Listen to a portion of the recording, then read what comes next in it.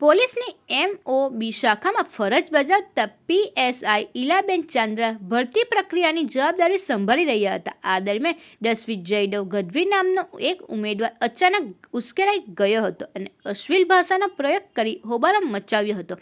મેદાનમાં શિસ્ત જાળવવા માટે PSIએ તેના સમજવાનો પ્રયત્ન કર્યો હતો. શાંતિ રાખવાની સલાહ આપતા જ ઉમેદવાર વધુ આક્રમક બન્યો હતો. તેને મહિલા PSIની કોલર પકડી લીધો હતો અને જાહેરમાં તમાચો મારી દીધો હતો. એટલું જ નહીં, PSIના હાથ પકડીને તેને નીચે પછાડી દેતા ઈજાઓ પહોંચી હતી. આ હિંસક વર્તનને કારણે મેદાનમાં હાજર અન્ય ઉમેદવારો અને પોલીસ સ્ટાફ સ્તબ્ધ થઈ ગયો હતો.